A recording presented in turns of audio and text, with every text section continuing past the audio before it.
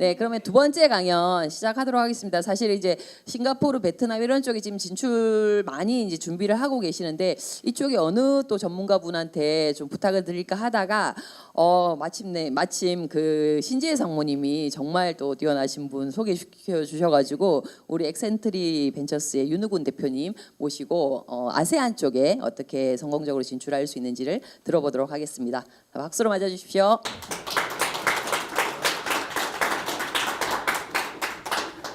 예, 반갑습니다. 윤우군입니다.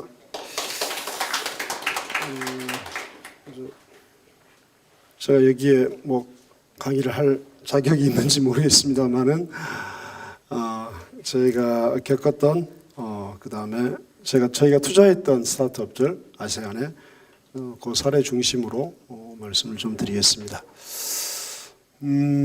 여러분 뭐 잘 아시겠지만 아시안 10개국은 전통적으로 일단은 뭐 저희 나라도 마찬가지입니다만은 쌀 문화권이잖아요. 전부 다.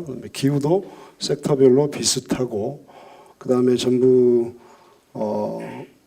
신생 독립국들이라는 공통점이 있고 그러다 보니까 서양 지배를 많이 받아서 상당히 개방적이죠. 한국 사람들이 생각하는 것 이상으로 여러 가지 면에서 개방적이죠.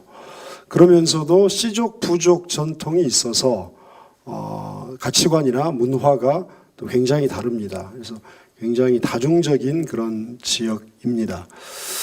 그리고 또 하나 이제 이 아세안은 올해 초 그 한국국제교류단에서 조사한 그 이제 선호도 조사 뭐 봤더니 아시안 사람들이 한국인에 대한 선호도가 약 한 81점, 100점 만점에 일본인이 약 85점, 그리고 중국인이 한 61점 이 정도 나왔더라고요. 그러니까 한국에 대한 관심과 그다음에 선호도가 굉장히 큰 편이죠.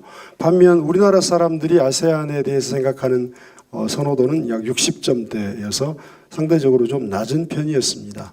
근데 아세안은 아시겠지만 세계에서 몇 번째 안에 든 큰 시장인데 저희가 아직 선호도가 좀 떨어진다는 것에 대해서는 좀 아쉬움이 있더라고요. 그래서 어찌 보면 우리가 아세안들이 우리 한류나 한국인에 대한 선호도가 높기 때문에 저희 여러분 스타트업들이 아세안 공략하는데 굉장히 유리한 지점이 아닌가 그렇게 생각을 합니다. 그래서 저는 이제 아세안 진출을 3년 됐습니다. 지금 3년 됐고요. 지금 베트남 하노이에 아세안 교두보로서 저희 엑센트리 비나를 설립했고, 그다음에 작년에 라오스에 또 이제 브랜치를 설립을 해서 열심히 저희도 이제 안착하는 과정인데. 그래서 주변에서 많이 여쭤봅니다. 아세안 진출, 뭐 베트남이나 뭐 캄보디아나 라오스, 뭐 인도네시아 진출에 대해서 어떠냐, 가능성이 있느냐. 그러면 제가 항상 한마디로 정리를 해드립니다. 예, 아세안은 재벌집 막내 아들 현실판입니다. 예, 우리의 성공 모델, 선진국의 성공 모델이 전부 다 아세안에서 지금 이식되고 있고 그것들이 잘 성장되고 있기 때문에 여러분께서 어떤 의지를 가지고 비전을 가지고 진출을 하신다면 반드시 재벌집 막내 아들은 아니지만 그래도 성공한 기업인으로 엑시트할 수 있지 않을까 생각을 합니다. 그래서 필요한 것은 뭐 어디나 마찬가지겠습니다만은 아세안에서 제가 스타트업을 하겠다 아니면 우리 회사를 아세안으로 확장시키겠다 했을 때는 뭐 당연히 그 회사와 임원들의 비전과 의지가 가장 중요하겠죠. 그 다음에 이제 문화가 이질적이기 때문에 포용력을 좀 갖춰야 되겠고, 그 다음에 또 가장 중요한 게 현지화겠죠. 이런 것들을 우리가 갖춰야 될 것이고요. 그 다음에 하나의 이제 기회 요인으로는 자원이 풍부한 아세안 활용을 해야 되겠고, 그 다음에 과거에는 생산 기지 역할만 했는데 지금은 시장으로서 잠재력이 세 번째로 큰 시장이기 때문에 생산 기지와 시장의 역할, 그 다음에 한 아세안 FTA가 2005년에 체결됐고 6년부터 발효가 됐잖아요. 그래서 한 아세안 FTA의 강점을 잘 살린다면 여러분께서 아세안에서 성공할 수 있지 않을까 그렇게 확신합니다. 그 다음에 이제 비전과 의지에 대해서 좀 말씀을 드리겠습니다. 여러분께서 나는 우리 회사는 이런 비전을 가지고 뭐 베트남에서 아니면 뭐 캄보디아에서 이렇게 성공하겠다.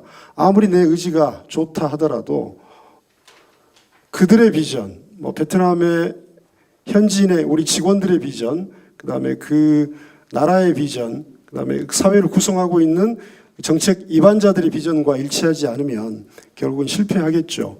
그래서 여러분께서 베트남에서 처음부터 스타트업을 시작하지는 않으실 겁니다. 여기서 여러분의 지금 회사를 끌고 갈 거기 때문에, 확장할 거기 때문에 가장 염두둬야 할 것은 그러면 그 사회에, 그 국가에 우리 비즈니스 모델이 어떻게 기여를 할 것인가, 어떤 기여를 할 것인가, 어떤 장점을 줄 것인가, 그들에게 우리 회사가 어떻게 좋게 인식될 것인가, 그런 거를 좀 염두에 주셨으면 좋겠고, 그 다음에 그걸 바탕으로 어떻게 가치를 창조할 것인가, 이 두 가지를 염두에 두셔서 내 비전을 그들의 비전으로 확장할 필요가 있겠다, 그런 생각이고요. 그 다음에 이제 그런 비전과 여러분의 의지를 결합시킨다면 반드시 안착과 확장을 통해서 성공할 수 있지 않을까 생각합니다. 그래서 첫 번째, 우리 비전을 그들의 비전과 결합하는 것이 중요하겠다.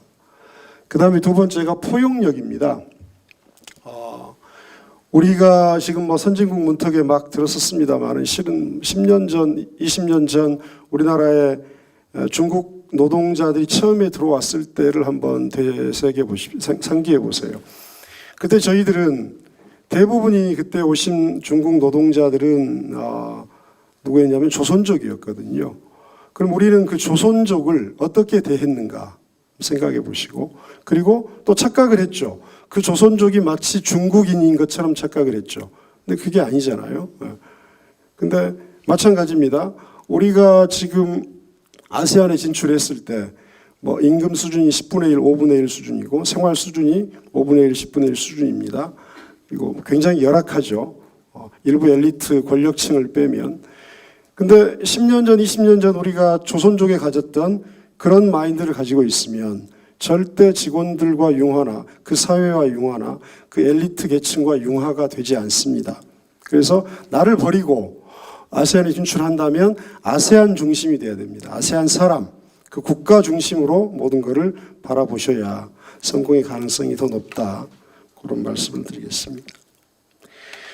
그 다음에 이제 실은 아까부터 말씀드린 가장 중요한 게 현지화겠죠. 그래서 저는 이제 현지화를 세 가지로 좀 나눠봤습니다. 가치관, 경제관, 방향성, 이겁니다. 가치관은 아까도 말씀드렸듯이 서양의 지배를 받았기 때문에 개방적이면서도 그다음에 부족 사회 전통이 있어서 또 굉장히 전통적이고 그다음에 저희랑 굉장히 다른 독립적인 그런 가치관을 지니고 있습니다. 뭐 이를테면 문화나 이런 것들이 너무 다르죠. 이를테면 이런 겁니다. 결혼식 문화를 예를 들면 태국 같은 경우는 결혼식이 이제 그 불교 국가니까 결혼식 하는데 승려를 9분을 초청합니다. 그런데 이제 그런 문화를 모른다면 뭐 신부님 모시고 간다거나 그다음에 목사님 모시고 간다거나 그러면 엄청난 결례가 되겠죠. 그런 것들. 그다음에 또 뭐 캄보디아 같은 경우는 결혼식을 10월 말에서 4월 초에 주로 합니다. 기후 때문에. 근데 그런 것들을 이해 못하고 뭐 회사 바쁜데 왜 그때 결혼식 하냐. 뭐 이렇게 된다면 또 충돌이 생길 수 있겠죠. 그다음에 뭐 이제 지참금 제도나 이런 것들이 많잖아요. 그러니까 그런 것들에 대한 이해를 충분히 해줘야 됩니다. 그리고 또 베트남 같은 경우는 우리나라는 겸업이 금지되어 있지만 베트남은 그게 자유롭지 않습니까? 전부 프리랜서 개념이거든요. 그래서 그거를 또 이해하지 못하면 직원들과 굉장히 큰 갈등을 겪게 되고 결국은 회사가 성장하는 데 큰 저해 요인이 됩니다. 그래서 그들의 가치관을 이해하고 현지화해 줘야 되겠다. 그다음에 두 번째 경제관의 현지화입니다. 물론 이제 화폐가 국가마다 다 다르고 씀씀이도 다르고 급여 체계도 다르고 그렇습니다. 그런데 뭐 주급으로 달라는 친구들도 있을 거고 바이위클리로 달라는 애들도 있고 월급으로 달라는 애들도 있고 그다음에 그거를 뭐 과거에는 그랬죠. 10년 전에 베트남 가면 뭐 월급 받고 월급 받는 다음 날은 뭐 한 일주일 출근을 안 한다는데 지금은 그렇지는 않지만 아무튼 그들의 경제관은 일단은 가족 부양이 제일 먼저입니다. 지금 제가 말씀드리는 건 뭐 싱가포르 이 수준이 아니라 가족 부양이 제일 먼저입니다. 그러니까 일단 쓰고 보죠. 먹고 사는 게 급하니까. 근데 그거를 이해하지 못하면 작은 갈등들이 생기게 되죠. 그래서 그들의 경제관을 좀 이해해야 되겠고 그들의 목표는 라오스의 목표는 베트남이고 베트남의 목표는 중국입니다. 사는 것 모든 게 다 마찬가지입니다. 문화, 경제 이런 것들의 수준을 라오스는 베트남, 베트남은 중국을 목표로 주기 때문에 경제 정책이나 그런 것들이 다 마찬가지입니다. 그래서 먹고 사는 문제에 대해서 정확하게 좀 이해를 해 주셔야 되겠다. 그 다음에 세 번째가 방향성입니다. 방향성인데 첫 번째 현지 직원과의 방향성인데요. 금방 말씀드린 것처럼 이를테면 베트남은 프리랜서 개념이 강하단 말입니다. 겸업 금지 조항이 없어요. 그러니까 그런 것들을 이해하지 못하면 계속 갈등이 생기죠. 그리고 또 베트남이나 뭐 라오스 같은 경우는 대학생들의 인턴십 제도가 굉장히 잘 발달되어 있습니다. 그래서 6개월간 우리 돈으로 뭐 한 20만 원이면 풀타임을 쓸 수 있거든요. 근데 그런 것들에 대한 뭐 좀 이해나 그다음에 어찌됐든 간에 본인들은 인턴이기 때문에 풀타임으로 쓸 수 있지만 뭐 반차나 연차 뭐 일차를 좀 내달라고 했을 때 우리 한국 사람들은 과거에 이제 여러분 젊은 스타트업 대표들이 가더라도 꼭 그런 갑질 문화가 발현되거든요. 그래서 사회적 문제가 좀 되고 있는데 그러니까 그런 것들에 대한 방향성이 좀 일치해야 되겠다. 그리고 두 번째 시장 내 고객과의 방향성입니다. 뭐 계속 비슷한 얘기를 하고 있는데 이를테면 그들은 글로벌 제품과 서비스는 글로벌을 원합니다. 수준을 삼성전자, 그다음에 애플, 아이폰 이걸 원하죠. 그다음에 워런티 잘 돼야죠. 그걸 원합니다. 그런데 판매 방식이나 수용 방식은 아직도 전통적인 게 남아 있습니다. 그러니까 그런 것들을 잘 매칭을 해야 합니다. 이를테면 한국의 수준이 뭐 5 정도고 뭐 그다음에 베트남이 1 정도고 라오스가 0.5 정도라고 하면 그러면 5의 수준에 맞춰서 상품과 서비스를 5의 수준에 맞춰야 합니다. 근데 나머지 마케팅이나 그다음에 판매 방식이나 이런 것들은 한 2나 3 정도 이렇게 그 틈을 찾아서 하시는 게 중요합니다. 그래서 시장 내 고객과의 방향성에 대해서 좀 현지화가 필요하다. 그 다음에 세 번째가 어찌 보면 큰 기업으로 성장하기 위해서는 세 번째가 가장 중요합니다. 첫 번째, 두 번째는 어느 정도 자리 잡는 데는 제일 중요한 게 1, 2번이고요. 세 번째가 저희가 이제 스케일업 하고 싶다. 베트남에서 기업으로 크고 싶다 할 때는 3번이 가장 중요합니다. 이를테면 우리나라에서 지금 베트남에 오토바이 그 플랫폼이 진출한 곳이 있습니다.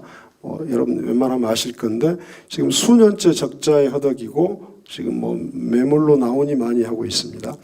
근데 그런 회사들은 그다음에 또 베트남 현지에서 오토바이 플랫폼을 운영하려고 그러고 또 공해가 심하니까 전기 오토바이를 들여와서 사업을 하는 곳도 있고 그다음에 베트남의 제일 큰 그룹도 그런 플랫폼을 운영하고 있습니다. 근데 오래 가지 못합니다. 왜냐하면 베트남 정부 방침이 10년 안에 하노이에서 오토바이를 없애겠다는 겁니다. 그리고 20년 안에 오토바이를 베트남 전 대도시에서 없애겠다는 겁니다.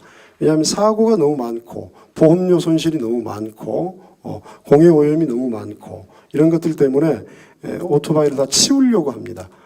물론 지금 지하철을 하나 깔았지만 이용 승객이 거의 없어서 뭐 문제이긴 합니다만은 대중교통으로 전환하고 있습니다. 근데 그런 걸 모르고 지금 그런 것에 뛰어든다면 정부 정책을 모른다면 필패할 수밖에 없죠. 그리고 또 뭐 이를테면 라오스를 제가 예를 하나 들면 PPP 사업을 하는데 똑같은 그 우리나라 라오스의 그 댐 붕괴로 뭐 사람이 뭐 수십 명 죽은 게 있었잖아요. SK에서 들어가서. 근데 자, 댐을 PPP로 사업을 하는데 SK는 정부 지분을 30%로 계약을 했는데 또 다른 기업은 22%로 계약을 하고 더 수완이 좋은 곳은 20%로 계약을 합니다. 그러니까 가이드라인이 없어요. 그러니까 최고위 층과 관시만 좋으면 얼마든지 조절할 수 있습니다. 그만큼 우리 이익이 좀 또 늘어날 수도 있겠죠. 그런 것들을 좀 잘 이해하셔야 되고, 그 다음에 또 베트남 주석이 얼마 전에 이제 실각했잖아요. 외견상으로는 뭐 무슨 비리 때문에 외교부의 비리 때문이라고 그랬는데 실은 3년 전부터 베트남 안에서는 그 고위층 안에서는 다른 비리들이 있어서 부인에 곧 그만둘 거다, 얼마 못 간다라는 것들이 정보가 있었습니다. 근데 그걸 모르고 이를테면 서기장 있잖아요. 주석 있고 총리 있고 국회의장 라인이 네 라인인데 뭐 중국, 베트남, 라오스 다 마찬가지잖아요. 주석 라인을 잡은 분들은 지금 뭐 각종 세무조사에 수사에 힘들고 있죠. 그러니까 여러분께서 큰 기업이 되고 싶으면 국가 정책 및 발전 수준의 방향성까지도 좀 현지화하셔야 된다. 그런 관계를 맺으셔야 된다. 이렇게 말씀드리겠습니다. 그다음에 뭐 자원은 너무 풍부한 곳이죠. 말레이, 뭐 그다음에 태국, 필리핀 같은 경우는 뭐 그렇죠. 영어 가능한 풍부한 노동력이 제일 큰 강점이고요. 말레이는 석유가스, 그다음에 팜유가 세계 1위고요. 태국 역시 우리 아세안 10개의 나라 가운데 최대 자동차 생산국이 태국입니다. 잘 알려지지 않습니다만은 일본 자동차 회사들이 다 거기 가 있잖아요. 그래서 조립하는 곳이니까요. 그다음에 뭐 당연히 관광, 의료 관광 강국인 거 아시겠고, 그러니까 자동차 관련 사업을 해보고 싶다 그러면 태국 진출하는 것이 유리하겠죠. 그다음에 인도네시아는 뭐 인구가 가장 많으니까, 그다음에 니켈 매장량이 세계 1위고, 그다음에 베트남은 뭐 원유가스, 석탄, 그다음에 최근에 금광이나 석회석도 활발합니다. 그다음에 브루나이는 뭐 석유가스 부국이라는 건 다 아시고요. 그다음에 이제 알려지지 않았는데 캄보디아가 굉장히 낙후했었거든요. 뭐 봉제산업, 농업, 그다음에 카지노가 뭐 한 15개 정도 되니까 그걸로 발달한 걸로만 알고 계시는데 작년부터 산유국 반열에 올라왔습니다. 그래서 캄보디아도 자원이 풍부하다. 그다음에 라오스는 특별한 자원은 없는데 금이 좀 있고요. 그다음에 수력이 워낙 좋아서 수력 발전이 좀 되고 있고, 그다음에 미얀마는 천연가스, 그다음에 농산물이 좀 강합니다. 그래서 이런 어떤 자원들이 주로 나오고 그 자원과 우리 회사와 연관성이 있으면 그런 국가를 좀 선별하는 것도 필요하지 않을까 싶습니다. 그다음에 아까 말씀드린 것처럼 세계 생산 기지가 중국이었다가 지금은 이제 아세안으로 서서히 옮기고 있습니다. 그래서 과거에는 생산 기지 역할만 했으나 지금 아세안의 인구가 6억 7천만입니다. 그래서 중국, 인도 다음으로 뭐 단일 국가는 아니지만 하나의 경제권이기 때문에 세 번째로 큰 시장이 되고 있다. 그걸 아셔야 되겠고, 그 다음에 가장 젊은 그 권역이죠. 15세에서 35세가 35%를 차지하는 가장 젊은 나라입니다. 그 다음에 인터넷 사용자가 6억 7천만 가운데 4억 6천만에 이릅니다. 그만큼 IT 관련 사업이 유망하다는 얘기겠죠. 나중에 제가 한 5개 정도 추려봤는데요. 그 다음에 그 10개 나라 가운데 우리나라 유니콘이 뭐 지금 21개 정도라고 하는데 뭐 많지는 않습니다만 거기에 비하면 그래도 놀라운 숫자입니다. 52개의 유니콘이 이미 성장하고 있습니다. 그래서 아세안은 생산 기지일 뿐만 아니라 굉장히 매력적인 시장이다. 이렇게 말씀드리고 싶습니다. 그 다음에 또 저희가 활용해야 할 게 한 아세안 FTA입니다. 2006년 5월에 체결돼서 2007년부터 발효되고 있는데요. 체결하고 나서 지금 한 16, 7년 됐나요? 무역 규모가 약 3배 정도 확대가 됐고요. 그 다음에 우리나라의 FDI가 6배 이상 증가했습니다. 그리고 무엇보다도 FTA를 맺었기 때문에 10개 나라 모두의 관세, 원산지 증명 등 굉장히 유리한 점이 있습니다. 그래서 우리나라 것을 가져가서 조립을 한다거나 아니면 조금 더 인건비가 싼 뭐 곳에서 생산해서 조금 더 기술력이 좋은 나라에서 조립한다거나 뭐 이런 것들을 활용하시면 관세나 이런 것들에 대해서 굉장히 유리한 점이 있다. 그래서 한 아세안 FTA의 제도를 잘 좀 활용하시면 여러분께서 조기에 안착하는 데 좀 도움이 될 수 있겠다. 그런 말씀을 드립니다.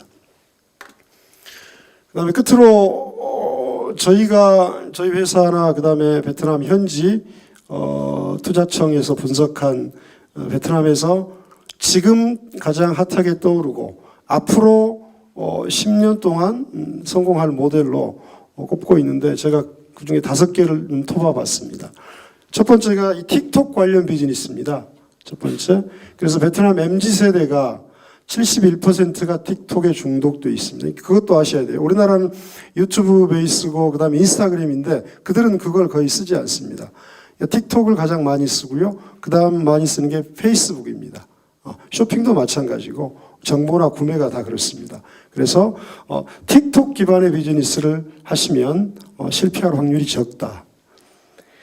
그 다음에 두 번째 이커머스 시장입니다. 이커머스 시장이 뭐 기관에 따라 좀 다른데 2025년까지 390억 달러까지 예측하는 것도 있습니다만은 좀 냉정하게 저희가 분석하는 것은 약 232억 달러까지 성장하리라고 예측합니다. 그래서 이커머스 관련 사업을 준비하시면 베트남이 기회의 땅이 되겠다 말씀드리고요. 그 다음에 세 번째가 핀테크 사업입니다. 핀테크 쪽입니다. 모바일이나 SNS, 빅데이터, 모바일 뱅킹, 앱카드, 버추얼 커런시, 그 다음에 외환 송금, P2P 대출. 아세안 국가는 싱가포르, 말레이시아를 제외하고는 론 시장이 굉장히 성장 가능성이 높습니다.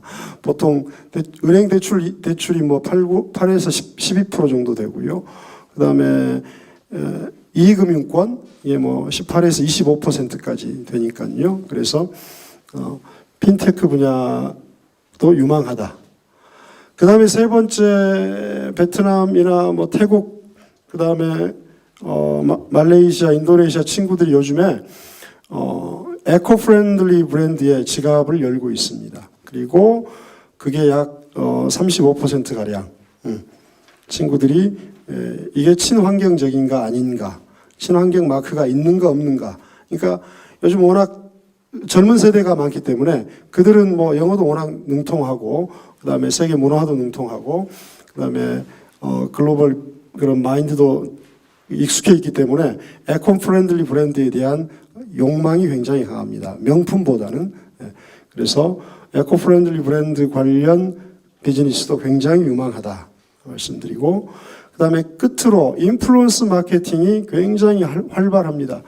보시면 알겠지만 그냥 일반 상업 마케팅으로 구매하는 비율은 30%밖에 되지 않습니다. 근데 아주 잘 나가는 인플루언서 마케팅을 통해서는 약 90% 이상 신뢰도를 보이고 있습니다. 그래서 인플루언서로 활용한 어떤 영업 전략, 그런 것들을 가지고 가시면 성공 가능성이 훨씬 높다. 이렇게 말씀드리겠습니다. 이렇게 뭐 그냥 제 3년간의 경험, 그다음에 저희 직원들의 분석, 그리고 현지 뭐 정부 관계자들의 조언, 이런 것들을 합쳐서 제가 뭐 굉장히 부족한 식견입니다만은 여러분에게 아세안 진출에 주의할 점, 신경 써야 할 점, 혹시 그다음에 잘 안착할 수 있는 점들에 대해서 제 수준에서 의견을 말씀드렸습니다. 예, 감사합니다.